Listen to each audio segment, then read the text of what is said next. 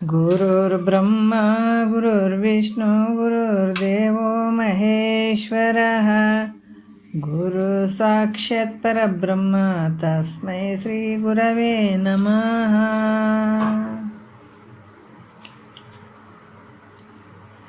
ಧ್ಯಾನ ಮೂಲ ಗುರುಮೂರ್ತಿ, ಪೂಜ್ಯ ಮೂಲ ಗುರುಪಾದ, ಮಂತ್ರ ಮೂಲ ಗುರುವಾಕ್ಯ, ಮುಕ್ತಿ ಮೂಲ ಗುರುಕೃಪಾ. ಶ್ರೋತ್ರಿಯ ಬ್ರಹ್ಮನಿಷ್ಠ ಸದ್ಗುರು ಬಸವಾನಂದರ ಪಾದಕಮಲಗಳಿಗೂ ಹಾಗೂ ಅವರ ಪ್ರತಿರೂಪದಂತಹ ನಿಜಗುಣಪ್ಪನವರ ಪಾದಕಮಲಗಳಿಗೂ ನನ್ನ ದೀರ್ಘದಂಡ ಪ್ರಣಾಮಗಳನ್ನು ಸಲ್ಲಿಸುತ್ತಾ, ಸದ್ಗುರು ಮಾರ್ತಂಡ ಸಾವಯ ಸದ್ಗುರುಗಳ ಪಾದಕಮಲಗಳಿಗೂ ಹಾಗೂ ರಾಯಪ್ಪ ಸದ್ಗುರುಗಳ ಪಾದಕಮಲಗಳಿಗೂ ನನ್ನ ದೀರ್ಘದಂಡ ಪ್ರಣಾಮಗಳನ್ನು ಸಲ್ಲಿಸುತ್ತಾ, ಗುರು ಸ್ವರೂಪರಾದಂಥ ನನ್ನ ಪ್ರತಿದೇವರಿಗೂ ಕೂಡ ನನ್ನ ದೀರ್ಘದಂಡ ಪ್ರಣಾಮಗಳನ್ನು ಸಲ್ಲಿಸುತ್ತಾ, ಮನದಲ್ಲಿ ಸ್ಮರಿಸಿಕೊಳ್ಳುತ್ತಾ, ತಮ್ಮೆಲ್ಲರಿಗೂ ವಂದಿಸುತ್ತಾ, ಇವತ್ತು ಕೈವಲ್ಯ ಪದ್ಧತಿ ಒಳಗೆ ಜ್ಞಾನ ಪ್ರತಿಪಾದನಾ ಸ್ಥಳದ 15ನೆಯ ಪದದ ಒಂದು ವಿಚಾರಗಳನ್ನು ನೋಡೋಣ. ಚಿದ್ರೂಪ ಲಕ್ಷಣದ ಬಗ್ಗೆ ಹೇಳ್ತಾ ಇದ್ದಾರೆ. ಭಾಳ ಅದ್ಭುತವಾದಂಥ ವಿಚಾರಗಳು. 15ನೇ ಪದದಲ್ಲಿ ಹೇಳ್ತಾರೆ, ಅರಿವು ನೀನೆಂದು ಸದ್ಗುರು ಪೇಳೆ ತಿಳಿವನೇ ಜಾಣರ ದೇವ. ಅರಿವಿನೋಡು ಅನ್ಯ ಕಲ್ಪನೆಗಳನ್ನು ಉಳಿವನೇ ಜಾಣರ ದೇವ. ಎಷ್ಟು ಅದ್ಭುತವಾಗಿ ಹೇಳ್ತಾರಲ್ಲ. ಅರಿವು ನೀನೆಂದು, ಎಂಥ ಅರಿವು? ಶ್ರೇಷ್ಠವಾದಂಥ ಅರಿವು. ಅದು ನಿನ್ನೊಳಗೆ ಇರುವಂಥ ಅರಿವು. ಅದು ಅಂಥ ಅರಿವು ಏನು ಹೇಳ್ತಾನ ಸದ್ಗುರುನಾಥ? ತತ್ವಮಸಿ ವಾಕ್ಯವನ್ನು ಹೇಳ್ತಾನೆ, ನೀನು ಪರಮಾತ್ಮ ಇದ್ದೀಯ ಅಂತ. ನೀನೇ ಅರಿವಿನ ಸ್ವರೂಪ ನೀನಿದ್ದೀಯಾ ಅಂತ ಹೇಳಿದ ತಕ್ಷಣವೇ ಉತ್ತಮ ಆದಂಥ ಶಿಷ್ಯ ಅದನ್ನು ಸ್ವೀಕಾರ ಮಾಡಿಬಿಡ್ಬೇಕು, ತೊಗೊಂಡು ಬಿಡ್ಬೇಕು. ಅದು ಯಾಕಂತಂದ್ರೆ ಒಬ್ಬ ಸದ್ಗುರುವಿನ ವಾಕ್ಯ ಶ್ರುತಿ ಸ್ಮೃತಿ ಪುರಾಣ ಆಗಮ ಇವೆಲ್ಲ ಇರ್ತದಲ್ಲ, ಯಾರಿಗೆ ಆ ನಂಬಿಕೆ ಅನ್ನುವಂಥದಕ್ಕೆ ಶ್ರದ್ಧಾವಾನ್ ಲಭತೆ ಜ್ಞಾನ ಅಂತ ಹೇಳ್ತಾರೆ. ಯಾರಿಗೆ ಆ ಶ್ರದ್ಧೆ ಇರ್ತದೆ ಅವರಿಗೆ ಜ್ಞಾನ ಖಂಡಿತ ಆಗ್ತದೆ. ಅದಕ್ಕೆ ಹೇಳಿದ್ದಾರೆ ಅವರು, ಶ್ರದ್ಧಾವಾನ್ ಲಭತೆ ಜ್ಞಾನ ಅಂತ ಹೇಳ್ಬಿಟ್ಟು. ಇಲ್ಲಿ ಭಾಳಷ್ಟು ವಿಚಾರಗಳನ್ನು ಹೇಳ್ತಾರೆ.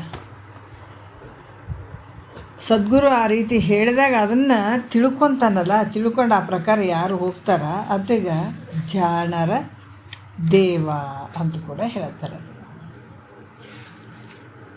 ಮತ್ತು ಇನ್ನೂ ಒಂದು ವಿಚಾರ ಹೇಳ್ತಾರೆ ಅವರು,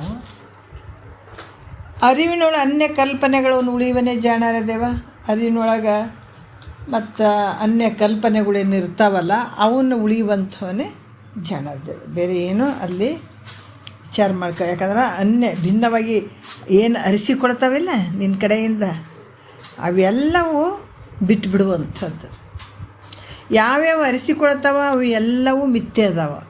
ಅವು ಯಾವ ನಿನ್ನ ಜೊತೆ ಬರುವಂಥವಲ್ಲ. ನಾವು ಅದಕ್ಕೆ ತಿಳ್ಕೊಂಡು ಸಂಸಾರ ಮಾಡೋಕೆ ಭಾಳ ಚಂದ ಇರ್ತದೆ.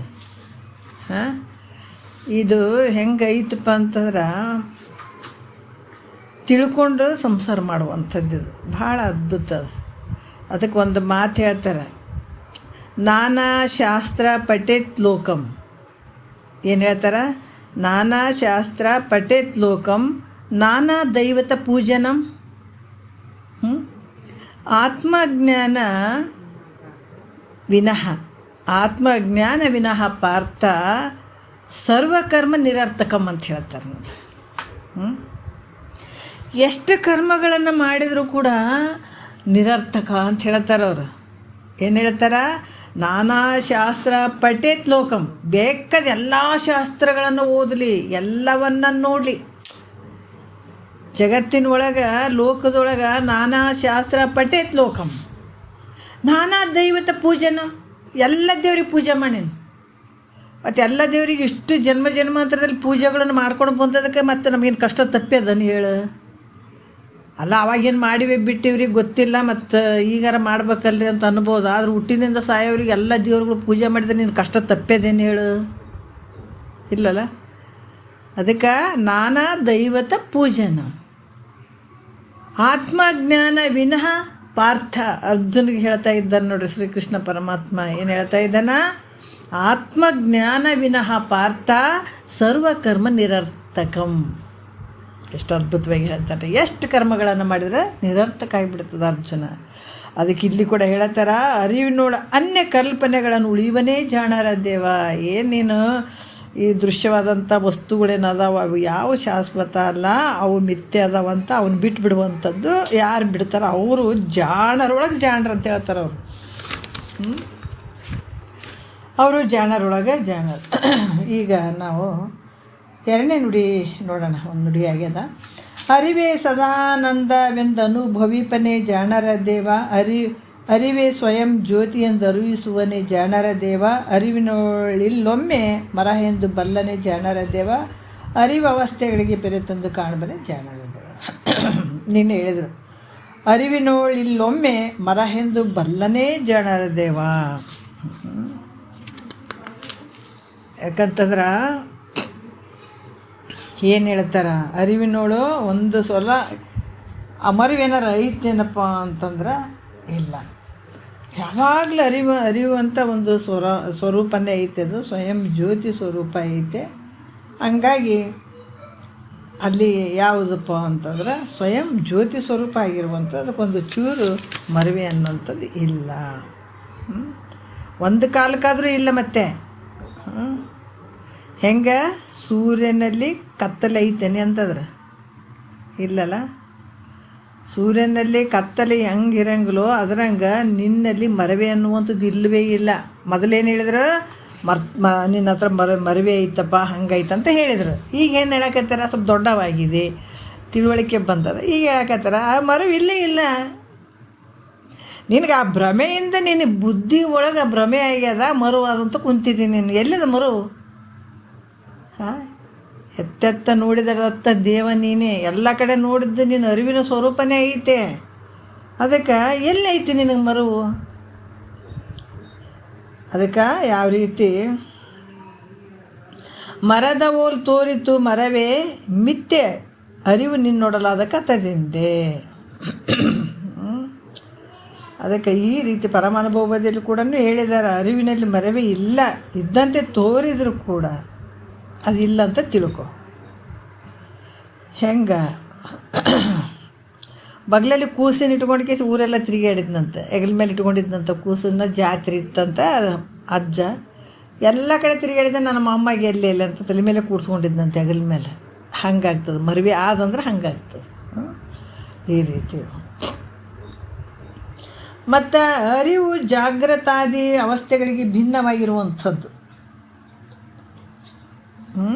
ಅರಿವು ಅಂತಂದರೆ ಏನಂದ್ರೆ ಅವಸ್ಥಾತ್ರಯಗಳ ಭಾವ ಅಭಾವಗಳ ಸಾಕ್ಷಿ. ಯಾಕಂದ್ರೆ ಅದು ಹೋಗುವಂಥದ್ದು ಬರುವಂಥದ್ದು. ಜಾಗ್ರ ಹೋಗ್ತದೆ, ಸ್ವಪ್ನ ಬರ್ತದೆ, ಸ್ವಪ್ನ ಹೋಗ್ತದೆ, ಸುಸುಪ್ತಿ ಬರ್ತದೆ. ಹೋಗಿ ಬಂದು ಮಾಡ್ತಾವೆ. ಇದಕ್ಕೆ ಬೇರೆ ಇದ್ದುಕೊಂಡು ನಿನ್ನ ಅರಿವಿನ ಸ್ವರೂಪ ಅರಿತಾ ಇರ್ತದೆ, ತಿಳಿತಾ ಇರ್ತದೆ. ಯಾಕಂದ್ರೆ ಅರಿಸಿಕೊಳ್ಳುವುದಕ್ಕಿಂತ ಅರಿಯುವುದು ಬೇರೆ ಆಗಿರ್ತದೆ. ಅದಲ್ಲ ಅರಿಸಿಕೊಳ್ಳುವುದಕ್ಕಿಂತ ಅರಿಯುವಂಥದ್ದು ಬೇರೆ ಇರ್ತದೆ. ಹೆಂಗಂದ್ರೆ ಜಾಗ್ರನೂ ನೀನೇ ಅರಿತಿದೆ, ಸ್ವಪ್ನನೂ ನೀನೇ ಅರಿತಿದೆ, ಸುಸುಪ್ತಿ ನೀನೇ ಅರಿತಿದೆ. ಇವೆಲ್ಲವುಗಳನ್ನು ಅರಿಯುವಂಥ ನೀನು ಬೇರೆ ಸಾಕ್ಷಿ ರೂಪ, ನೀನು ಬೇರೆಯೇ ಇದೆ. ನಿನ್ನ ಅನುಭವಕ್ಕೆ ಐತದ. ಅನುಭವ ಇರಲಿಲ್ಲ ಅಂದ್ರೆ ನಂಬಬೇಡ ಅಂತಾರೆ. ಇದು ಹೆಂಗೈತಿ ಶಾಸ್ತ್ರ ಅಂತಂದ್ರೆ, ಎಲ್ಲಾರ ಹೋಗಿ ಆಕಾಶದಾಗ ಏನೋ ದೊಡ್ಡದೊಂದು ರಾಜ್ಯವನ್ನು ಮಾಡಿದ, ಆಕಾಶದಾಗ ಅದು ತೊಗೊಂಡ ಇದು ತೊಗೊಂಡ ಅಲ್ಲಿಂಗ. ಇವೆಲ್ಲ ಪುರಾಣ ಅಲ್ಲೇದು. ಪುರಾಣದಾಗ ನಂಬಬೋದು ಬಿಡ್ಬೋದು. ಆದರೆ ಇದು ಹಾಗಲ್ಲ. ನಮ್ಮೆಲ್ಲ ಅನುಭವಕ್ಕೆ ಬರುವಂಥ ವಿಚಾರ ನೀವು ನಂಬಬೋದು ಬಿಡ್ಬೋದು. ಯಾಕಂದ್ರೆ ನಮ್ಮ ಅನುಭವಕ್ಕೆ ಬರೋಂಥ ವಿಚಾರಗಳೇ ಅದಾವೆ ಇವು. ಇಲ್ಲಿ ಯಾರು ಕೈಗಂಟಾಕಿ ಹೇಳುವಂಗಿಲ್ಲ ಇಲ್ಲಿ. ಯಾಕಂದ್ರೆ ಆಧಾರಗಳು ಅದಾವ. ಈ ಜಗತ್ತು ನಡೆಯೋದಕ್ಕೆ ಹೆಂಗೆ ಕಾನೂನು ಆಧಾರ ಐತೆ, ಅದ್ರಂಗೆ ನಾವು ಮುಕ್ತನಾಗಕ್ಕೆ ಕೆಲವು ಆಧಾರಗಳು ಬೇಕು ನಮಗೆ. ಯಾರೋ ಸುಮ್ಮನೆ ನಾವು ದೇವ್ರು ಹೇಳ್ತೀವಿ, ದಿಂಡ್ರು ಹೇಳ್ತೀವಿ ಅಂದ್ರೆ ಮುಕ್ತನಾಗಕ್ಕಾಗ್ತದೇನ? ಹೌದು. ಮುಕ್ತ ಅಂದ್ರೆ ನಮಗೆ ಅರ್ಥ ಮಾಡ್ಕೋಬೇಕು. ಆನಂದ, ಸುಖ ಅನ್ನುವಂಥದ್ದು, ಆನಂದ ಅನ್ನುವಂಥ ಪರಮಾನಂದ ಆಗುವಂಥದ್ದು. ಇದು ಸಣ್ಣ ಆನಂದ ಅಲ್ಲಿದು. ಇಲ್ಲಾಂದರೆ ಇಲ್ಲರಿ ನಾನು ಸಾಧನೆ ಮಾಡಿದ್ದೀನಿ, ಮತ್ತು ನಾ ಹೇಳ್ದಂಗೆ ನೀವು ಕೇಳ್ರಿ ಅಂತ ನಾನೇನಾರು ಹೇಳಿದ್ರೆ ನೀವ್ಯಾಕೆ ಕೇಳಬೇಕು? ಹಾಂ, ಕೇಳಂಗಿಲ್ಲ, ಕೇಳಬಾರ್ದು. ಯಾಕೆ ನನ್ನ ಸ್ವಂತ ಅನುಭವ ನನಗೆ ಬಿಟ್ಟಿದ್ದು ಅದೆಲ್ಲ ನೀವು ನಂಬ್ರಿ ಅಂದರೆ ಯಾಕೆ ನಂಬಬೇಕು ನೀವು? ಅದಕ್ಕೆ ಭಗವಂತ ಆಧಾರಗಳನ್ನು ಶ್ರುತಿ ಪ್ರಮಾಣಗಳನ್ನು ಕೊಟ್ಬಿಟ್ಟಿದ್ದಾನಲ್ಲ, ಪ್ರಸ್ಥಾನತ್ರಯಗಳು ಅಂತ ಹೇಳಿಬಿಟ್ಟು ಅವನ್ನ ಆಧಾರ ಇಟ್ಕೊಂಡು ಹೇಳುವಂಥ ಗುರುಗಳ ಹತ್ರ ಶ್ರೋತ್ರಿಯ ಬ್ರಹ್ಮನಿಷ್ಠ ಸದ್ಗುರುಗಳು ಯಾರು ಹೇಳುತ್ತಾರೆ ಅದನ್ನು ಪಡ್ಕೊಳ್ಳೋ. ಅದಕ್ಕೆ ಶ್ರುತಿ ಗುರುಗಳ ಬೋಧೆಯದು ತತ್ವಮಸಿ ಎಂದು. ಅದಕ್ಕೆ ಶ್ರುತಿ ಗುರುಗಳ ಬೋಧೆಯದು ತತ್ವಮಸಿ ಎಂದು ನುತಿಸಲಾನಾರೆಂದು ಬೆಸೆಗೊಂಡ ಬಗೆಗೆ ಗತಿಯಾವುದಿನ್ನು ತನ್ನುಳುಮೆ ತನ್ನೊಳಗಲ್ಲದಿ ತರಂಗಳಲ್ಲಿ ಭೇದಿಸಲುಂಟೆ ಬರಿದೆ. ತನ್ನನೇ ಪರವೆಂದು ತಿಳಿಯುವುದಲ್ಲದೆ ಬೇರೆ ಭಿನ್ನವೇ ತರಸಾಲೇನುಂಟು ಕಾಣಿಸಲು. ಎಷ್ಟು ಅದ್ಭುತವಾಗಿ ಹೇಳ್ತಾರೆ. ಇಷ್ಟು ಸಾಕಲ್ರಿ ನಮ್ಗೆ. ತನ್ನನೇ ಪರವೆಂದು ತಿಳಿಯುವುದಲ್ಲದೆ ಬೇರೆ ಭಿನ್ನವೇ ತರಸಾಲೇನುಂಟು ಕಾಣಿಸಲು. ನಿನ್ನನ್ನೇ ಪರ ಅಂತ ಹೇಳಿದ ಮೇಲೆ ಬೇರೆ ಕಡೆ ತಿರುಗಾಡ್ತೀಯಲ್ಲ, ಏನು ಉಂಟಲ್ಲಿ, ಏನೈತಿ ನಿನಗಲ್ಲಿ ಇರಾಕ? ಅದಕ್ಕೆ ಇಲ್ಲಿ ಕೂಡ ಹೇಳತ್ತಾರ, ಏನು ಹೇಳತ್ತಾರ, ಅರಿಯುವುದು ಇದು ನಮಗೆಲ್ಲ ಅನುಭವ ಆಗಿರುವಂಥ ಹೊಸ ವಿಷಯಗಳು. ಈ ಥರ ತಿಳ್ಕೊಬೇಕಾಯ್ತು. ಪ್ರಸ್ಥಾನತ್ರಯಗಳು ನಾವು ಹೆಂಗೆ ಬೇಕು ಹಂಗೆ ಮಾಡೋಂಗಿಲ್ಲ. ಮುಕ್ತಿ ತೊಗೊಳ್ಬೇಕಂದ್ರೆ ಪರಮಾನಂದದ ಪ್ರಾಪ್ತಿ ನಾವು ಮಾಡ್ಕೊಳ್ಬೇಕಾಗಿತ್ತು ಅಂತಂದ್ರೆ ಶ್ರೋತ್ರಿಯ ಬ್ರಹ್ಮನಿಷ್ಠ ಗುರುಗಳು ಅಂದ್ರೆ ಶ್ರುತಿ ಗುರುಗಳ ಒಂದು ಉಪದೇಶ ಬೇಕು. ಸಿಕ್ಕಂಗೆ ನಾವು ಮಾಡ್ತೀನಿ ಅಂತಂದ್ರೆ ಹಲವಾರು ಗುರುಗಳು ನಾನಾ ರೀತಿಯಿಂದ ಇರ್ತಾರೆ. ಎಲ್ಲರಿಗೂ ದುಬುಕ್ಕನ ಕಾಲಿಗೆ ಬೀಳಂಗಿಲ್ಲ. ಕೆಲವು ಸಲ ತುಂಬ ಕಷ್ಟ ಆಗ್ತದೆ. ಯಾಕಂದ್ರೆ ಗುರುಗಳು ಎಲ್ಲ ಒಂದೇ ಥರ ಇರೋಂಗಿಲ್ಲ ಅಂತ ಇದು ಗುರುಗಳು ಕೂಡ ಹೇಳ್ತಿದ್ರು ನಮ್ಮ ಗುರುಗಳು. ಭಾಳಷ್ಟು ನೋಡಿ ಅಂಥ ಶ್ರೋತ್ರಿಯ ಬ್ರಹ್ಮನಿಷ್ಠ ಸದ್ಗುರುಗಳು ನಿನ್ನನ್ನು ಉದ್ಧಾರ ಮಾಡುವಂಥವ್ರು ಇದ್ರೆ ಅಂಥವ್ರಿಗೆ ಶರಣಾಗತನಾಗಿ ಈ ಶ್ರವಣವನ್ನು ಮಾಡಬೇಕು. ಸುಮ್ಮನೆ ನಾವು ಶರಣಾಗತನಾಗಿ ಕುಂತ್ಕೊಂಡಿವ್ರಿ, ಉಪದೇಶ ತೊಗೊಂಡು ಕುಂತೀವ್ರಿ ಅಂದ್ರೆ ನಡೆಯಂಗಿಲ್ಲ. ಸಾಲಿಗೆ ಹೆಸರು ಹಚ್ಚಿದ ಮೇಲೆ ಮಕ್ಕಳು ಸಾಲಿಗೆ ಹೋಗ್ತಾವ, ಇನ್ನು ಮನೆಗೆ ಇಟ್ಕೊಂಡು ಕುಂದಿರ್ತೀರಿ ಅಲ್ಲ? ಸಾಲಿಗೆ ಹೋಗಬೇಕಾಗ್ತದೆ. ಆದ್ರೇ ವಿಚಾರಗಳು ಗೊತ್ತಾಗ್ತದೆ. ಇಲ್ಲರಿ ಸರ್ ಹತ್ರ ಹೋಗೋಲ್ರಿ, ಸ್ಕೂಲಿಗೆ ಹೋಗೋಲ್ರಿ, ಮತ್ತು ಹೆಂಗೆ ಪಾಸ್ ಆಗ್ತಾವ್ರಿ ಅಂತೀವಿ ನಾವು. ಮತ್ತು ಅಲ್ಲಿ ಲೌಕಿಕ ವಿದ್ಯೆಗೆ ಹಂಗೆ ಅಂತೀವಿ ಅಂತಂದರೆ ಇದು ಬ್ರಹ್ಮಜ್ಞಾನ ಅದು. ಮತ್ತು ಗುರುವಿನ ಹತ್ರ ನಾವು ಹೋಗಿ ಕುಂತು ಕೇಳಲಿಲ್ಲ ಅಂದರೆ ಇದು ಜ್ಞಾನ ಆಗ್ತದೇನ? ಹಾಗಂಗಿಲ್ಲ. ಉಪದೇಶ ಅನ್ನುವಂಥದ್ದು ಸಾಲಿಗೆ ಹೆಸರು ಹಚ್ಚಿದಂಗೆ ನಾವು ತಿಳ್ಕೊತೀವಿ. ಏನು ಉಪದೇಶ ತೊಗೊಂಡ್ರೆ ನಾನು ಶರಣ, ನೀನು ಶರಣ ಯಾವಾಗ ಆಗ್ತಿ? ಸುಮ್ಮನೆ ಶರಣಾಗಿಬಿಡ್ತೇನೆ. ಉಪದೇಶ ಆದ ತಕ್ಷಣ ಮುಕ್ತಿ ಆಗಿಬಿಡ್ತದೆ ನಿನಗೆ? ಕೆಲಸ ಮಾಡೀಗ. ಉಪದೇಶ ತೊಗೊಂಡ ಮೇಲೆ ನೀನು ಕೇಳೋಕ್ಕೆ ಶುರು ಮಾಡಬೇಕು ಗುರು ಮುಖಾಂತರ. ಎಂಥದ್ದು ನಿನ್ನನ್ನು ನೀ ತಿಳ್ಕೊಳ್ಳೋವಂಥ ಕೆಲಸವನ್ನು ಮಾಡಬೇಕು. ಅಂದಾಗ ಮಾತ್ರ ಅಲ್ಲಿ ಹೆಸರು ಹಚ್ಚಿದಂಗೆ ಇನ್ನು ಶುರು ಮಾಡಬೇಕು. ಶುರು ಮಾಡ್ಬೇಕಂದ್ರೆ ವಿಷಯಗಳು ಕೊಟ್ಟಿರ್ತಾನಿಲ್ಲ ನಿನಗೆ ಮಂತ್ರ, ಆ ಮಂತ್ರದ ಅರ್ಥವನ್ನು ನೀ ತಿಳ್ಕೊಬೇಕಾಗ್ತದೆ. ಅದಕ್ಕೆ ಹೇಳ್ತಾರೆ ಮಹಾಮಂತ್ರದ ಗುರುತೇನಿಲ್ಲ, ಅದರ ಮಹಿಮವು ನಿನಗೇನು ತೋರದೊಯ್ತಲ್ಲ. ಮೋಹದಿ ಬಲಿಯಾದಿಯಲ್ಲ, ಮಹಾಮಾಯಿಗೊಲಿದು ನೀ ಮಾಯವಾದೆಲ್ಲ.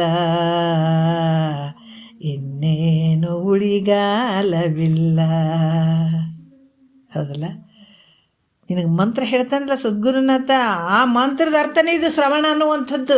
ನೋಡ್ರಿ, ಅರ್ಥ ಮಾಡ್ಕೋಬೇಕು. ಇದನ್ನು ತಿಳ್ಕೊಂಡು ಅದನ್ನು ಪಕ್ಕ ಸದ್ಗುರುನಾಥ ಏನು ಹೇಳ್ತಾರೆ ಅದು ಗಪ್ಪನ ಹಿಡಿಬೇಕು. ಇಲ್ಲಿ ಮತ್ತು ಆದ್ರೆ ಸಿಗಂಗಿಲ್ಲ. ಅವು ಕಳ್ಕೊಂಡ್ರೆ ಸಿಗಂಗಿಲ್ಲ. ಜನ್ಮದ ಕಳ್ಕೊಂಡ್ಬಿಟ್ರೆ ಅಂದ್ರೆ ಮತ್ತೆ ಎಷ್ಟು ಜನ್ಮಗಳು ಬೇಕಾಗ್ತಾವನು. ಅದಕ್ಕೆ ಗುರುವಿನ ವಾಕ್ಯಗಳನ್ನು ಬರುವಂಥದ್ದನ್ನೇ ಕಾಯಬೇಕು. ಅವನು ಗಪ್ಪನ ಹಿಡಿಬೇಕು. ಹಿಡಿದಾಗ ನಿಮ್ಗೆ ಸಿಗ್ತಾವೆ, ಇಲ್ಲಾಂದ್ರೆ ಸಿಗಂಗಿಲ್ಲ. ಅದಕ್ಕೇನಾಗ್ತದೆ ಇಲ್ಲಿ ಅಂತ ಅನುಭವ ಆಗುವಂಥದ್ದು. ಇದಕ್ಕೆ ಹಲವಾರು ರೀತಿಯಿಂದ ಇದಕ್ಕೂ ಶಾಸನ ಅದಾವೆ, ಶಾಸನ ಥರ ಶಾಸ್ತ್ರಗಳು ಅದಾವೆ. ಹೆಂಗೆ ಅದೇ ಪ್ರಕಾರನೇ ನಡ್ಕೊಳ್ಬೇಕು. ಒಬ್ಬ ಮುಕ್ತನಾಗಬೇಕಾದ್ರೆ ಆ ಪ್ರಕಾರ ಶ್ರುತಿ ಗುರುಗಳ ಒಂದು ಬೋಧೆಯಿಂದನೇ ತೊಗೊಳ್ಬೇಕು. ಇಲ್ಲಾಂದ್ರೆ ಸುಮ್ಮನೆ ನಾವು ಪುಸ್ತಕ ಓದಿ ತಿಳ್ಕೊತೀವಿ ಅಂತಲ್ಲ, ನಾವು ಹಂಗಿಂಗೆ ಮಾಡಿ ತಿಳ್ಕೊತೀನಿ ಅಂದರೆ ಇದು ಸಾಧ್ಯ ಆಗಂಗಿಲ್ಲ. ಈ ಕೆಲಸ ಆಗೋದೇ ಇಲ್ಲ. ಸುಮ್ಮನೆ ಆಯುಷ್ಯ ವ್ಯರ್ಥ ಆಗ್ತದೆ, ಸಮಯ ವ್ಯರ್ಥ ಆಗ್ತದೆ ವಿನ ಮುಕ್ತಿ ಅನ್ನುವಂಥದ್ದು ಆಗಂಗಿಲ್ಲ. ಮತ್ತು ಇಲ್ಲಿ ಕೂಡ ಯಾವ ರೀತಿ ಘಟಪಟಾದಿಗಳನ್ನು ಕಾಣುವಂಥವನು ಬೇರೆಯಾಗಿರ್ತಾನೆ, ಅರಿಸಿಕೊಳ್ಳುವಂಥದ್ದು ಬೇರೆಯಾಗಿರ್ತದೆ. ಈ ರೀತಿ ಎಲ್ಲವನ್ನು ಅರಿಯುವಂಥವನು, ಅರಿವಿನ ಸ್ವರೂಪ ನಾನಿದ್ದೀನಿ ಅಂತ ಯಾರು ತಿಳ್ಕೊತಾರೆ ಅವರು ಜಾಣರಲ್ಲಿ ಜಾಣ ಅಂತ ಹೇಳ್ತಾರೆ. ಈಗ ಇಂದಿನ ವಿಚಾರದಲ್ಲಿ 2 ಪದ್ಯಗಳಿಂದ ಅರುರೂಪ ಚಿದ್ರೂಪ ಅದು ನೋಡಿದ್ದಾಯ್ತು. ಈಗ ಮುಂದಿನ ವಿಚಾರಗಳನ್ನು ಅವರು ಹೇಳ್ತಾರೆ. ಏನು ಹೇಳ್ತಾರೆ ನೋಡೋಣ. 3ನೇ ಒಂದು ನುಡಿಯಲ್ಲಿ ಹೇಳ್ತಾರೆ, ಅರಿವೇ ವಿಶ್ವಾಶ್ರಯವೆಂದನು ಕರಿಪನೆ ಜಾಣರ ದೇವ, ಅರಿವಿಲ್ಲದಾಗುವುದೆಂಬುದನ್ನು ಊಹಿಸುವನೇ ಜಾಣರ ದೇವ, ಅರಿಸಿಕೊಳ್ಳದೆಂದನು ಉಮ್ಮಿಸುವನೇ ಜಾಣರ ದೇವ, ಅರಿವೇ ಸಕಲ ಶಾಸ್ತ್ರ ಮತವೆಂದು ತೋರ್ಪನೆ ಜಾಣರ ದೇವ. ಎಷ್ಟು ಅದ್ಭುತವಾಗಿ ಹೇಳುತ್ತಾರೆ. ಈ ಅರಿವಂದ್ರೆ ತಿಳಿಯುವಂಥದ್ದು ಅಲ್ಲ. ಚಿದ್ರೂಪ, ಸದ್ರೂಪ ಅಂದ್ರೆ ಇದಮ್ಮ ರೂಪ ಆಗಿರುವಂಥ ಅಂದರೆ ಎಲ್ಲ ಕಡೆ ಇರುವಂಥದ್ದು ಸದ್ರೂಪ. ಚಿದ್ರೂಪ ಅಂದರೆ ಎಲ್ಲವನ್ನು ತಿಳಿಯುವಂಥದ್ದು. ವಿಶ್ವ ಅಂದರೆ ಜಗತ್ತು, ಜಗತ್ತಿಗೆ ಆಧಾರವೆಂದು ತಿಳ್ಕೊಳ್ತಾನತ್ತ. ಈ ಅರಿವು ಹೆಂಗದಂದ್ರೆ ವಿಶ್ವಕ್ಕೆ ಆಧಾರವಾಗಿರುವಂಥದ್ದನ್ನು ಯಾರು ತಿಳ್ಕೊಳ್ತಾರ ಆತ ಜಾಣರಲ್ಲಿ ಜಾಣ. ಈ ದೃಶ್ಯವಾಗಿರುವಂಥ ಪರಿದೃಶ್ಯವಾಗಿರುವಂಥ ಈ ರೂಪದಿಂದ ಕೂಡಿದಂಥ ಜಗತ್ತು. ನಾಮ ಅದಾವ, ರೂಪ ಅದಾವ, ಹೌದಿಲ್ಲ? ಈ ನಾಮ ರೂಪಾತ್ಮಕ ಜಗತ್ತಿಗೆ ಏನು ಆಧಾರ ಆಗ್ಯದ? ಮಣ್ಣು. ಈ ಮಡಿಕೆಗೆ ಆಧಾರ ಏನಾಗ್ಯದ? ಮಣ್ಣು. ಆಭರಣಗಳಿಗೆ ಆಧಾರ ಏನಾಗ್ಯದ? ಬಂಗಾರ. ಜಗತ್ತು ನಾಮರೂಪದಿಂದ ಕೂಡ್ಯದಲ್ಲ, ಈ ಜಗತ್ತಿಗೆ ಆಧಾರ ಯಾವುದದ? ನಿನ್ನ ಅರಿವಿನ ಸ್ವರೂಪ. ಈ ಅರಿವು ಆಧಾರ ಆಗ್ಯದ. ಅಂದ್ರೆ ಈ ಮೃತ್ತಿಕ ಅಂದ್ರೇನು? ಮಣ್ಣು. ಈ ಮಣ್ಣು ಒಂದು ಗಡಿಗೆ ಮಾಡಬೇಕಾದ್ರೆ ಏನು ಬೇಕಾಗ್ಯದ? ಗಡಿಗೆ ಮಾಡಬೇಕಾದ್ರೆ ಏನು ಬೇಕಾಗ್ತದ? ಮಣ್ಣು ಬೇಕಾಗ್ತದೆ. ಅದು ಉಪಾದಾನ ಕಾರಣ. ಅದ್ರಂಗ ಒಂದು ಮಡಿಕೆ ಆಗಬೇಕಾದ್ರೆ ಏನು ಕಾರಣ ಆಗ್ತದೆ? ಮಣ್ಣು ಕಾರಣ ಆಗ್ತದೆ, ಉಪಾದಾನ ಕಾರಣ ಆಗ್ತದೆ. ಅದೇ ರೀತಿ ಕೂಡ ಈ ಜಗತ್ತಿಗೆ ಉಪಾದಾನ ಕಾರಣ ಆಗಿರುವಂಥದ್ದು ಯಾವುದು? ನಿನ್ನ ಅರಿವು. ಜಗತ್ತಿಗೆ ಉಪಾದಾನ ಕಾರಣ ಆಗಿರುವಂಥದ್ದು ಅರಿವು. ಈಗ ಮಡಿಕೆಗೆ ಮತ್ತು ಗಡಿಗೆ ಒಂದೇ. ಅದಕ್ಕೆ ಆಧಾರವಾಗಿರುವಂಥದ್ದು ಮಣ್ಣು ಹೆಂಗೋ ಅದರಂಗೆ ಈ ಜಗತ್ತಿಗೆ ಆಧಾರವಾಗಿರುವಂಥದ್ದು, ಉಪಾದಾನ ಕಾರಣ ಆಗಿರುವಂಥದ್ದು ಯಾವುದಂದ್ರೆ ಇದೇ ನಿನ್ನ ಅರಿವು. ಯಾಕಂತಂದ್ರೆ ಈ ಸ್ವಪ್ನ ಬಿದ್ದಿರ್ತದೆ, ಕನಸು ಬಿದ್ದಿರ್ತದೆ. ಸ್ವಪ್ನ ದ್ರಷ್ಟ ರೂಪ. ಆ ಸ್ವಪ್ನದಲ್ಲಿ ಕಾಣುವಂಥದ್ದು ಏನಿರ್ತದಲ್ಲ, ಆ ಅರಿವೇ ಆಧಾರವು ಅಧಿಷ್ಠಾನವೂ ಆಗಿರುವಂತೆ. ಕನಸಿನಲ್ಲಿ ಕಾಣುವಂಥದ್ದು ದ್ರಷ್ಟ ಪುರುಷ ಅದನ್ನಲ್ಲ, ದ್ರಷ್ಟ ರೂಪ. ಆ ಅರಿವು ಅದು ಆಧಾರನೂ ಐತಿ, ಅಧಿಷ್ಠಾನವೂ ಐತಿ. ಅದು ಕನಸಿಗೆ ಆಧಾರವಾಗಿರುವಂಥದ್ದು ನಿನ್ನ ಅರಿವೇ ಅದ, ಅಧಿಷ್ಠಾನಕ್ಕೂ ಅರಿವೇ ಅದ.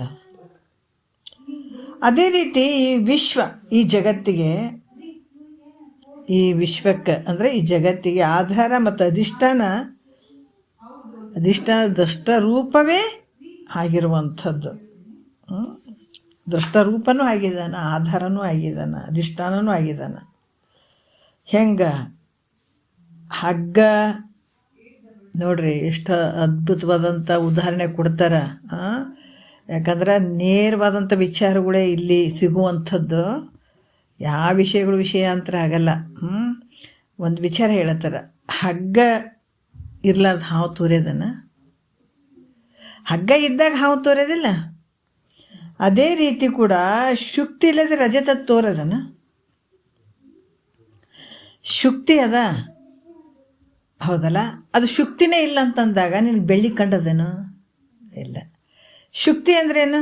ಕಪ್ಪೆ ಚಿಪ್ಪು. ಕಪ್ಪೆ ಚಿಪ್ಪಿನಲ್ಲಿ ಬೆಳ್ಳಿ ನಮಗೆ ತೋರಿದಂಗೆ ಆಗ್ಯದ. ಆದರೆ ಅದಕ್ಕೆ ಆಧಾರವಾಗಿರುವಂಥದ್ದು ಯಾವುದು? ಶುಕ್ತಿ ಅಂದರೆ ಕಪ್ಪೆ ಚಿಪ್ಪು. ಕಪ್ಪೆ ಚಿಪ್ಪಿನಲ್ಲಿ ಬೆಳ್ಳಿ ತೋರ್ಯದ. ಆದ್ರೆ ಕಪ್ಪೆ ಚಿಪ್ಪಿನೇ ಇರಲಿಲ್ಲ ಅಂದರೆ ಬೆಳ್ಳಿ ಹೆಂಗೆ ತೋರ್ತಿತ್ತದು? ಅಲ್ಲ. ಅದಕ್ಕೆ ರಜತ ಬೆಳ್ಳಿಗೆ ಕಾರಣ ಆಗಿರುವಂಥ ಆಧಾರವಾಗಿರುವಂಥದ್ದು ಯಾವುದು? ಕಪ್ಪೆ ಚಿಪ್ಪು. ಆದ್ರೆ ಹಗ್ಗದಲ್ಲಿ ಹಾವಿನ ಭ್ರಾಂತಿ ಆಗ್ಯದ. ಹಗ್ಗ ಇರ್ಲಾರ್ದ ಹಾವಿನ ಭ್ರಾಂತಿ ಆಗಿಬಿಡ್ತದನ್ನು, ಹಾವು ತೋರ್ತದನ್ನು. ಹಗ್ಗನೇ ಇಲ್ಲ ಅಂತಂದಾಗ ಹಾವೆಲ್ಲಿ ತೋರ್ತದೆ ಹೇಳ್ರಿ? ತೋರಂಗಿಲ್ಲಲ್ಲ. ಅದೇ ರೀತಿ ಹಗ್ಗ ಇಲ್ಲದೆ ಹಾವು ತೋರದಂತೆ, ಶುಕ್ತಿ ಇಲ್ಲದೆ ರಜತ ತೋರದಂತೆ, ಅಧಿಷ್ಠಾನ ರೂಪ ಅರಿವಿಲ್ಲದೆ ಜಗತ್ತು ತೋರಂಗಿಲ್ಲ. ಭಾಳ ಚಂದ ಅರ್ಥ ಮಾಡ್ಕೋಬೇಕು ನೋಡ್ರಿ. ಅರಿವಿಲ್ಲದೆ ಜಗತ್ತು ಹೆಂಗೆ ತೋರ್ತದ? ಮತ್ತು ಹಗ್ಗ ಇಲ್ಲದೆ ಹಾವು ತೋರ್ತದನ? ಅಲ್ಲ, ತೋರಂಗಿಲ್ಲ. ಹಗ್ಗ ಇದ್ದಾಗ ಅದು ಹಗ್ಗ ಬಿದ್ದದ ಹಾವಂತ ಭ್ರಮೆ ಆಗ್ಯದಲ್ಲ, ಯಾವುದರಿಂದ ಆಯ್ತದು? ಹಗ್ಗದಿಂದ ಆಗ್ಯದ. ಅದೇ ರೀತಿ ಅರಿವಿನಿಂದನೇ ಈ ಜಗತ್ತು ತೋರ್ತದ, ಅರಿವಿಲ್ಲದೆ ಈ ಜಗತ್ತು ತೋರಕ್ಕೆ ಸಾಧ್ಯನೇ ಇಲ್ಲ. ಭ್ರಾಂತಿ ಅಭ್ರಾಂತ ಪೂರ್ವಕಮೆಂಬ ವಚನದಂತೆ ಅಂತ ಹೇಳ್ತಾರೆ. ಯಾಕಂದ್ರೆ ಈ ಭ್ರಾಂತಿಯು ಅಧಿಷ್ಠಾನವಿಲ್ಲದೆ ಎಲ್ಲಿ ತೋರಂಗಿಲ್ಲ. ಭ್ರಾಂತಿ ಆಗ್ಬೇಕಾಗಿರ್ತಂದ್ರೆ ಅದಕ್ಕೊಂದು ಅಧಿಷ್ಠಾನ ಇರ್ತದೆ, ಅದರಲ್ಲಿ ಭ್ರಾಂತಿ ತೋರ್ತದ. ಈಗ ಕನಸು ನೀನು ಇರ್ಲಾರ್ದು ಬೀಳ್ತದನ? ಮತ್ತು ಎಲ್ಲಿ ಬಿದ್ದದ ಕನಸು? ನಿನ್ನೊಳಗೆ ಬಿದ್ದದ. ಮತ್ತು ನೀನು ಇರ್ಲಾರ್ದು ಬೀಳ್ತದನ ಕನಸು? ಇಲ್ಲ. ಎಲ್ಲಿ ಬಿದ್ದದ? ನಿನ್ನ ಆಧಾರದಲ್ಲೇ ಬಿದ್ದದ ಕನಸು ಅಲ್ಲ. ಎಷ್ಟು ಅದ್ಭುತ ನೋಡ್ರಿ. ಅದಕ್ಕೆ ಇಲ್ಲಿ ಕೂಡ ಹೇಳ್ತಾರೆ, ಭ್ರಾಂತಿಯು ಅಧಿಷ್ಠಾನವಿಲ್ಲದೆ ಎಲ್ಲಿ ತೋರಂಗಿಲ್ಲ. ಮತ್ತು ಈ ಜಗತ್ತು ತೋರ್ತದಲ್ಲ, ಎಲ್ಲಿ ತೋರಕತ್ತದ? ಇದು ನಿನ್ನಲ್ಲೇ ತೋರಕತ್ತದ. ಈ ಜಗತ್ತಿನ ಭ್ರಾಂತಿಗೆ ಒಂದು ಆಧಾರ ಬೇಕಲ್ಲ. ಇದು ಭ್ರಾಂತಿಯಿಂದ ತೋರಕತ್ತಿದ ಜಗತ್ತು ಅಂದರೆ ಇದಕ್ಕೊಂದು ಆಧಾರ ಬೇಕಲ್ಲ. ಯಾವುದು ಆಧಾರ? ನಿನ್ನ ಅರಿವು. ನಿನ್ನ ಅರಿವಿನ ಆಧಾರದಲ್ಲಿ ಈ ಜಗತ್ತು ತೋರಕತ್ತದ. ಯಾಕಂದರೆ ಇದು ಕಲ್ಪಿತವಾದಂಥ ಜಗತ್ತು ನಿನ್ನ ಅರಿವಿನ ಅಧಿಷ್ಠಾನ ಇಲ್ಲದೆ ಇದ್ದಾಗ ಇದು ತೋರ್ತಿರಲಿಲ್ಲ. ಅದರಿಂದ ಈ ವಿಶ್ವಕ್ಕೆ ಅರಿವು ಆಧಾರ ಅಧಿಷ್ಠಾನವಾಗ್ಯದ. ಅರಿವು ಹೆಂಗದ? ಆಧಾರನೂ ಆದ, ಅಧಿಷ್ಠಾನನೂ ಆದ ಅಲ್ಲ.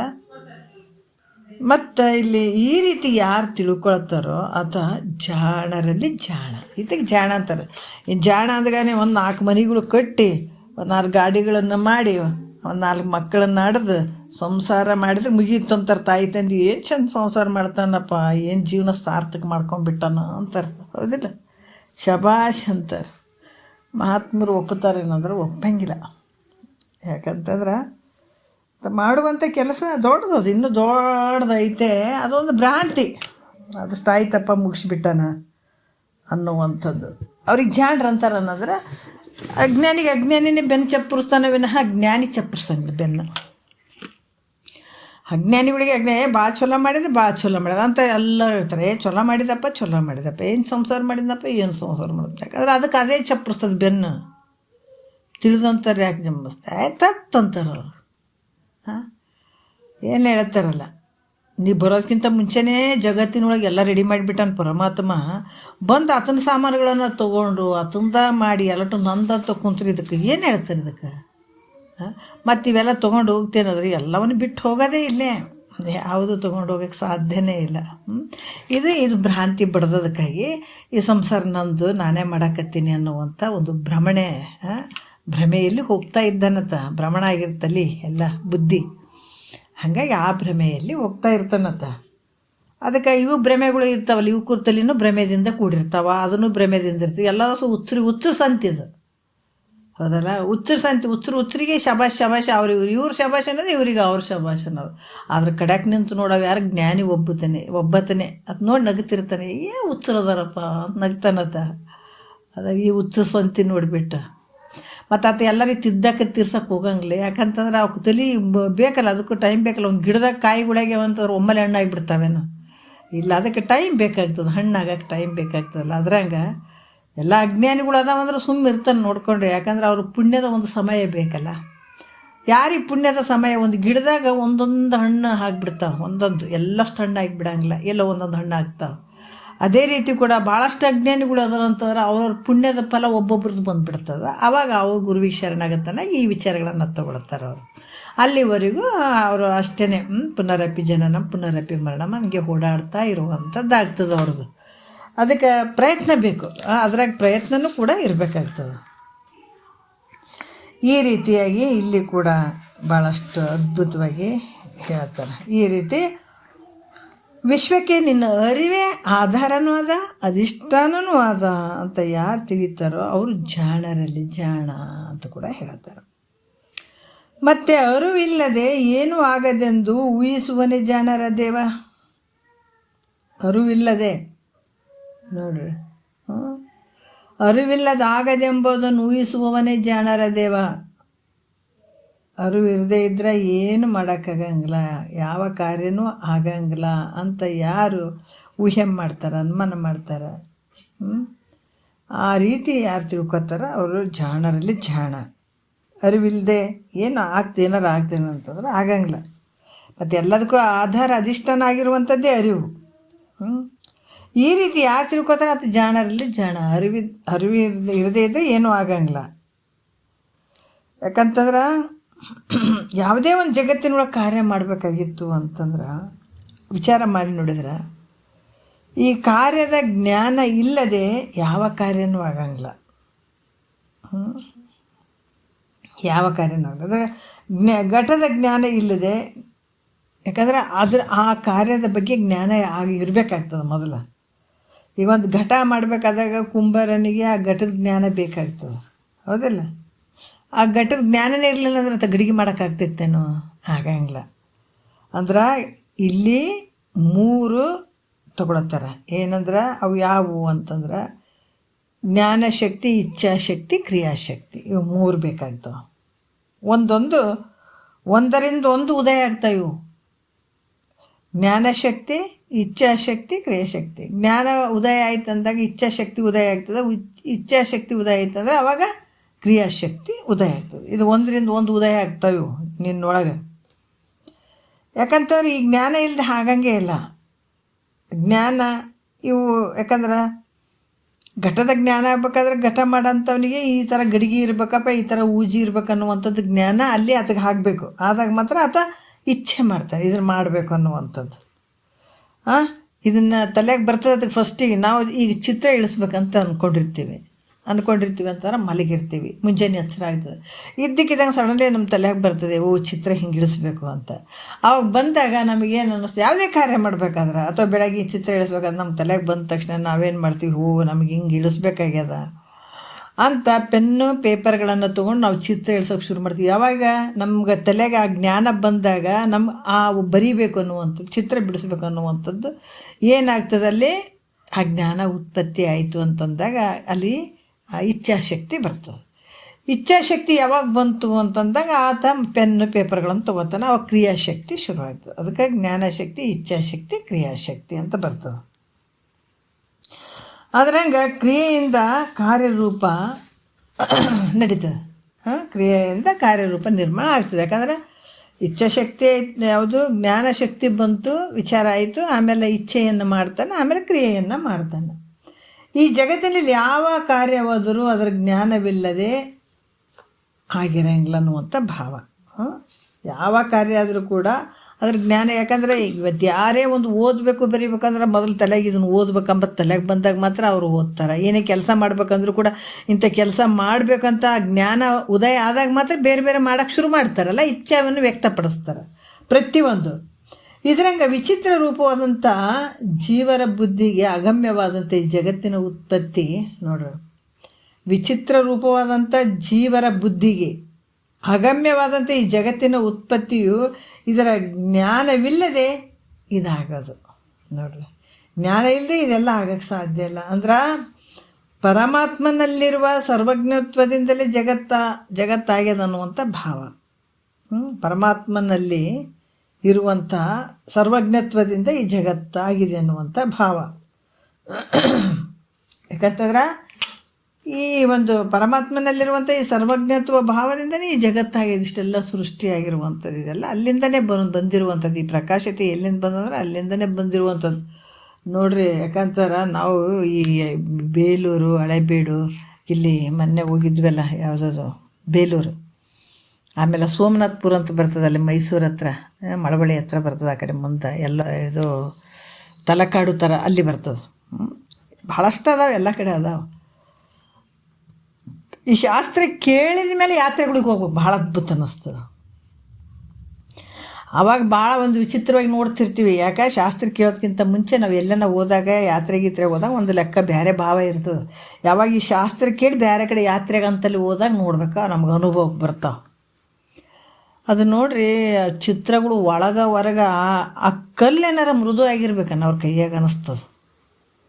ಎಂಥ ಒಂದು ಅದ್ಭುತ ಚಿತ್ರಕಲೆ ರೀ. ಅಲ್ಲಿ ಒಂದು ಸಣ್ಣ ಹೂವು ಒಂದು ಕಂಬದ ಮೇಲೆ ಇಟ್ಟಿದ್ರಂದ್ರೆ ಏಸು ಕಂಬದಾವ, ಆ ಕಂಬಕ್ಕೆ ಅದೇ ಥರ ಹಚ್ಚುತ್ತಿದ್ದಂಗೆ ಹೂವು ಇರ್ತಾವೆ.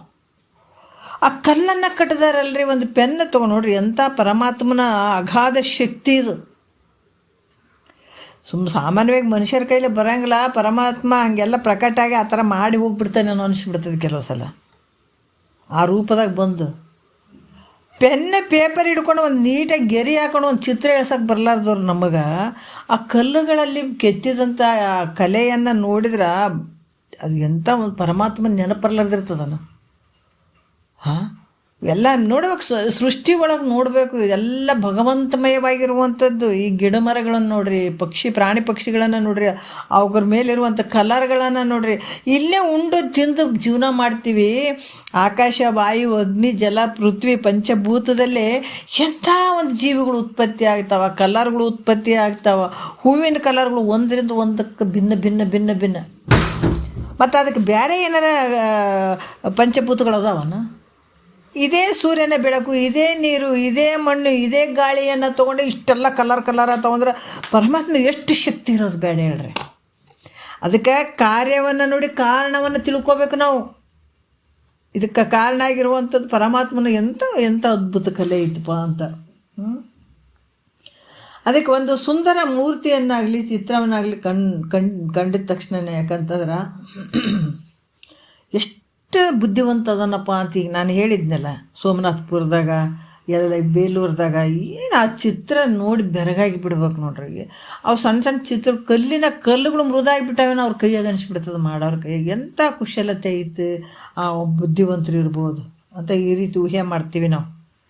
ಅದಕ್ಕೆ ಇದ್ರಂಗೆ ಈ ವಿಚಿತ್ರವಾದಂಥ ಜಗತ್ತನ್ನು ಕಂಡಾಗ ಕೂಡ ನಾವು ಅರ್ಥ ಮಾಡ್ಕೋಬೇಕು. ಅಲ್ಲಿ ಒಬ್ಬ ವ್ಯಕ್ತಿ ಅದಾನಂತ ನಮಗೆ ಗೊತ್ತದಿಲ್ಲ ಕರೆಕ್ಟಾಗಿ. ಯಾವುದೋ ಒಂದು ದೇವಾಲಯ ನೋಡಿದಾಗ ಇಷ್ಟೊಂದು ಸುಂದರವಾಗಿ ಕೆತ್ತನೆ ಮಾಡಿದಾನಂತಾರೆ, ಯಾವ ಪುಣ್ಯಾತ್ಮ ಮಾಡಿದಾನಪ್ಪ, ಏನು ಶಕ್ತಿ ಇರ್ತಪ್ಪ ಅಂತ ಅದನ್ನು ಅಲ್ಲಿ ಕೊಂಡಾಡ್ತೀವಿ. ಅದ್ರಂಗೆ ಇಲ್ಲಿ ವಿಚಿತ್ರ ರೂಪವಂತ ಜಗತ್ತನ್ನು ಕಂಡು ಇದನ್ನು ಮಾಡಿದವನು ಎಂಥ ಸರ್ವಜ್ಞ ಇದ್ದಾನ ಅನ್ನುವಂಥ ಊಹೆ ನಮ್ಗೆ ಆಗ್ತದೆ. ಎಂಥ ಒಂದು ಸರ್ವಜ್ಞ ಮೂರ್ತಿಯಪ್ಪ, ಈ ಜಗತ್ತಿನೊಳಗೆ ಇಂಥದ್ದೆಲ್ಲ ಕಂಡು ಎಂಥ ಒಂದು ವಿಚಿತ್ರ ಜಗತ್ತನ್ನು ಮಾಡಿದ ನೋಡ್ರಿ. ಎಷ್ಟು ಅದ್ಭುತ ಅದ. ಒಂದು ಗಾಳಿ ಹೋಗಂಗಿಲ್ಲ, ಒಂದು ಡಬ್ಬಿ ಒಳಗೆ ಒಂದಿಷ್ಟು ಸಕ್ಕರೆ ಹಾಕ್ರಿ, ಒಂದಿಷ್ಟು ಅಕ್ಕಿ ಹಾಕಿಡ್ರಿ, ಏನೋ ಒಂದು ಹಾಕಿಡ್ರಿ, ಒಂದು ಸ್ವಲ್ಪ ದಿವಸ ಹಂಗೆ ಮುಚ್ಚಿಡ್ರಿ, ಒಂದಿಷ್ಟು ಗಾಳಿ ಹೋಗೋಕೆ ಜಾಗಿರಂಗಿಲ್ಲ, ಏನು ಹೋಗೋಕೆ ಜಾಗಿರಂಗಿಲ್ಲ. ಅಲ್ಲಿ ಜೀವಿಗಳು ಉತ್ಪನ್ನ ಆಗಿರ್ತಾವೆ ನೋಡ್ರಿ ಒಳಗೆ, ಹುಳಗಳು. ಎಲ್ಲೇ ಅದು ಎಷ್ಟು ವಿಚಿತ್ರ ಅಲ್ಲ. ಇಂಥದ್ದೆಲ್ಲ ನೋಡಿದಾಗ ನಿಜವಾಗಿ ನಾವು ಯಾರು ಚಿಂತೆ ಮಾಡಬಾರ್ದು. ಯಾಕೆ ಮಾಡಬಾರ್ದು ಅಂದ್ರೆ ಪರಮಾತ್ಮ ಅದನಲ್ಲಿ, ಆತನ ಆಧಾರದಲ್ಲಿ ಇಷ್ಟೆಲ್ಲ ನಡೆದವ. ಅದಕ್ಕೆ ನಾವು ಭಾಳ ಚಿಂತೆ ಮಾಡ್ತೀವಿ, ಅದಾಯಿತು ಇದಾಯ್ತು ಅಂತ. ತಾಯಿ ಗರ್ಭದಲ್ಲೇ ಕಾಪಾಡಿದಾನ, ಇಲ್ಲಾಂದ್ರೆ ಅಲ್ಲೇ ಸತ್ತು ಹೋಗ್ತಿತ್ತಲ್ಲ, ಗರ್ಭದಲ್ಲೇ ಸತ್ತು ಹೋಗ್ಬೋದಾಗಿತ್ತು ಜೀವಿಗಳು. ಪ್ರತಿಯೊಂದು ತಾಯಿ ಗರ್ಭದಲ್ಲಿ ಬರ್ತಾವಲ್ಲ, ಒಳಗಡೆನ ಸತ್ತು ಹೋಗ್ಬೋದಾಗಿತ್ತು. ಮತ್ತು ಅಲ್ಲಿ ಸಲಹುವುದವರು ಯಾರು? ಹಿಂದೆ ನಿನ್ನ ಸಲುಹಿದರ್ಯಾರೋ, ಮುಂದೆ ನಿನ್ನ ಸಲುವರ್ಯಾರೋ, ಅಂದಿಗೂ ಎಂದಿಗೂ ನಂದಿ ವಾಹನನಿದ್ದಾನೆ, ನಂದಿ ವಾಹನನಿದ್ದಾನೆ. ಚಿಂತ್ಯಾಕೆ ಮಾಡತಿದ್ದಿ ಚಿನ್ಮಯನಿದ್ದಾನೆ, ನಿನ್ನ ಚಿಂತೆಯ ಬಿಡಿಸುವ ಗೌರಿ ಕಾಂತನಿದ್ದಾನೆ, ಗೌರಿ ಕಾಂತನಿದ್ದಾನೆ, ಗೌರಿ ಕಾಂತನಿದ್ದಾನೆ. ನಾನು ನೀನು ಎಂಬ ಉಭಯ ಹೀನ ಗುಣಗಳನ್ನೆಲ್ಲ ಕಳೆದು ಅಂತ ಪರಿಪೂರ್ಣ ಆನಂದ ಆಗ್ಬೇಕಾಗಿತ್ತಂದ್ರೆ ಮಹಾತ್ಮರು ಹೇಳ್ತಾರೆ ನೋಡ್ರಿ, ಅಂತ ಚಂದ ಹೇಳ್ತಾರೆ. ನಾನು ನೀನು ಅನ್ನುವಂಥ ಗುಣಗಳನ್ನು ಕಳೆದ್ಬಿಡು. ನೀನು ಬೇರೆ, ನಾನು ಬೇರೆ, ಅದು ಬೇರೆ, ಇದು ಬೇರೆ, ಎಲ್ಲ ತೆಗೆದು ಬಿಸಾಕಿಬಿಡು. ಎಂಥ ಅದ್ಭುತ ಹೇಳ್ತಾರಲ್ಲ, ಎಷ್ಟು ಚಂದ ಹೇಳ್ತಾರಲ್ಲ, ಎಷ್ಟು ಸುಲಭ ಐತಿ ನೋಡ್ರಿ. ಸುಮ್ಮ ಕುಂತು ಕೇಳಿದ್ರೆ ಪಾವನ ಆಗಿಬಿಡ್ತೀವಿ ನಾವು. ಇಲ್ಲೇನ ರೊಕ್ಕ ಪಕ್ಕ ಕೊಡೋದು, ಅಲ್ಲಿ ಹೋಗಿ ಇದು ಮಾಡೋದು, ಇಲ್ಲಿ ಹೋಗಿ ಮಾಡೋದು, ಜಪ ಮಾಡೋದು, ಗುಹೆ ಒಳಗೆ ಹೋಗೋದು, ಏನೋ ಕಷ್ಟ ಅದ ಇಲ್ಲಿ ಏನದ್ರ. ಅದಕ್ಕೆ ಭಾಳ ಸುಲಭ ಅದಿದು. ಯಾಕೆ ಕಷ್ಟದ ಕೆಲಸಗಳನ್ನು ಮಾಡ್ಕೊಂಡು ಬಂದೀವಿ.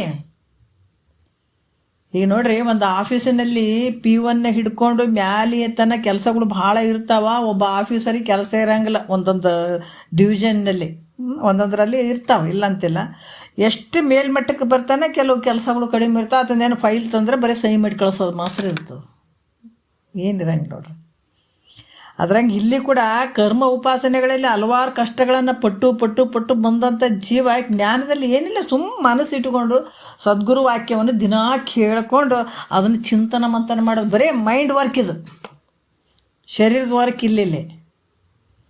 ಯಾಕೆ ಇಷ್ಟು ದಿವಸ ಶರೀರದ ವರ್ಕ್ ಮಾಡ್ಕೊತ ಬಂದೀವಿ. ಶರೀರದ ವರ್ಕ್ ಎಲ್ಲಿ ಬರ್ತದೆ? ಅಲ್ಲಿ ಶರೀರದಲ್ಲಿಂದ ಮಾಡುವಂಥ ಕೆಲಸ ಎಲ್ಲಿ ಬರ್ತದೆ?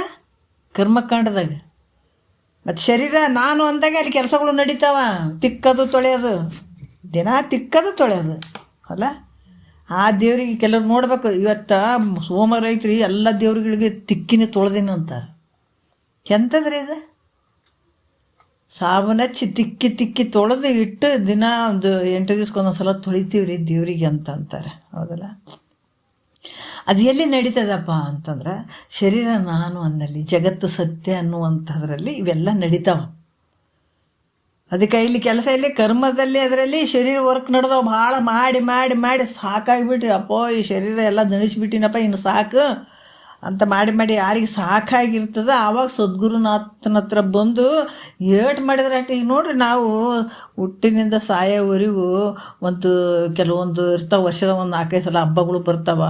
ತಿಕ್ಕಿ ತಿಕ್ಕಿ ತೊಳಿಬೇಕು, ಒಂದು ಸ್ಪೂನ್ ಮೊದಲು ಮಾಡಿ ತಿಕ್ಕಬೇಕು ಅನ್ನೋದು ರೂಲ್ಸ್ ಇರ್ತಾವೆ. ಅವೆಲ್ಲ ತಿಕ್ಕಬೇಕು, ತೊಳಿಬೇಕು, ಒರೆಸ್ಬೇಕು. ಈ ದೇವ್ರು ಈ ಆಕಾರ ಹಬ್ಬಗಳು ಬರ್ತಾವಪ್ಪ ಅನ್ನಿಸ್ತದೆ. ಯಾವಾಗ ಮೈಯಾಗ ಶರೀರ ಶಕ್ತಿ ಇರೋವರೆಗೂ ಕುಣ್ಕೊಂತ ಮಾಡಿರ್ತೀವಿ. ನಾನು ಸರಿನೇ ಯಾರಿಲ್ಲ, ಇದನ್ನು ಇನ್ನೊಂದು ಸ್ವಲ್ಪ ಮತ್ತೊಂದು 4 ಹಾಕ್ಕೊಂಡಿರ್ತೀವಿ.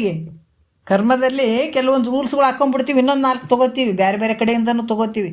ಹಿಂಗೆ ಮಾಡ್ಬೇಕು. ಯಾವಾಗ ನಿನಗೆ ಶಕ್ತಿ ಚಂದ ಇದ್ದಾಗ ಮಾಡಿದ್ರೆ ಆಯ್ತು ಅಂತಿದೆ, ಹೌದಲ್ಲ.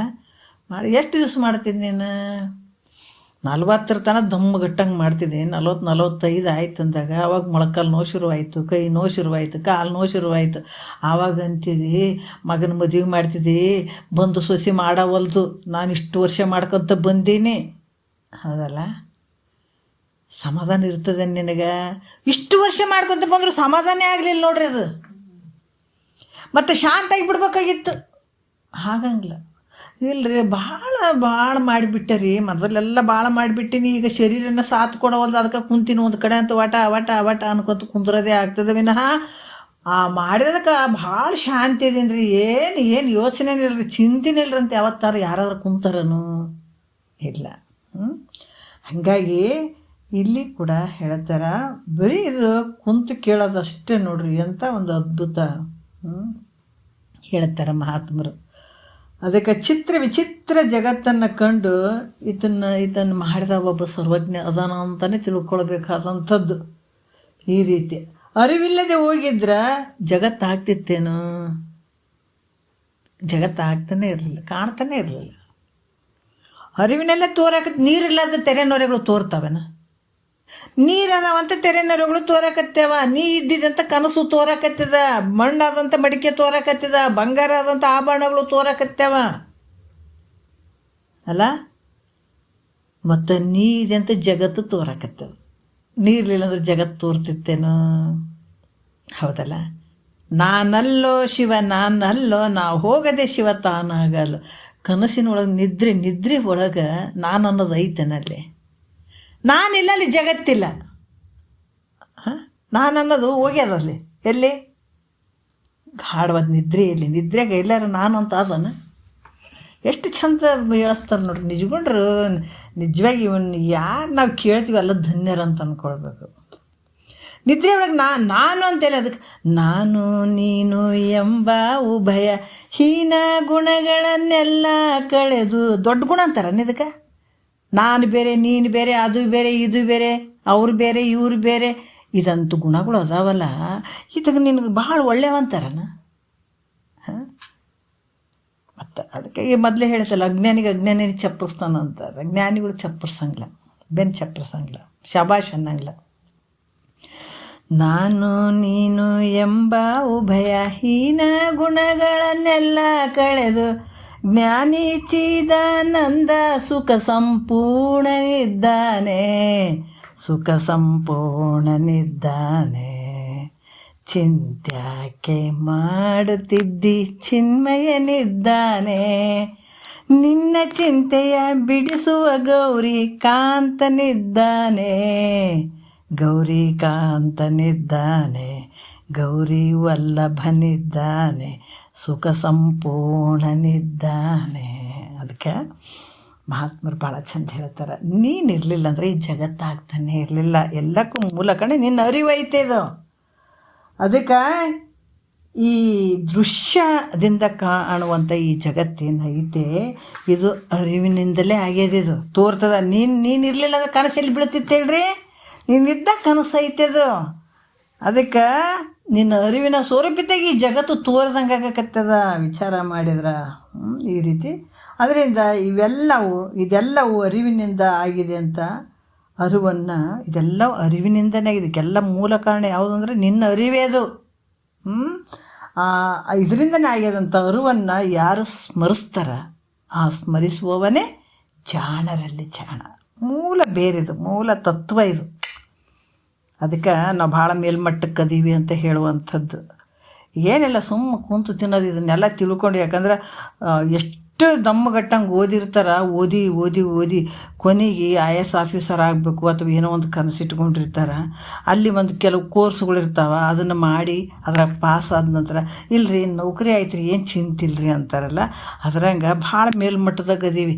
ಇದನ್ನು ನಾವು ಗುರು ಹೇಳಿದಂಥದ್ದನ್ನು ತಿಳ್ಕೊಂಡು ಶೇಖರಣೆ ಮಾಡ್ಕೊಂಡು ಆ ಪ್ರಕಾರ ಹೊಂಟಿವಿದ್ರೆ ಬರೀ ಕುಂತು ತಿನ್ನೋದು ಅಟ್ಟೆ, ಏನು ಮತ್ತೇನು ಮಾಡೋದಿಲ್ಲ. ಇದು ದುಡಿಯೋದಲ್ಲ, ಏನೂ ಮಾಡೋದಿಲ್ಲ. ಸುಮ್ಮ ಗುರುಗಳು ಹೇಳಿದ್ದನ್ನು ನಾವು ತಿಳ್ಕೊಂಡು ಶೇಖರಣೆ ಮಾಡ್ಕೊಂಡಿವಿ ಅಂದ್ರೆ ಆಮೇಲೆ ಕುಂತು ಕುಂದ್ರೋದು ಅಷ್ಟೇ.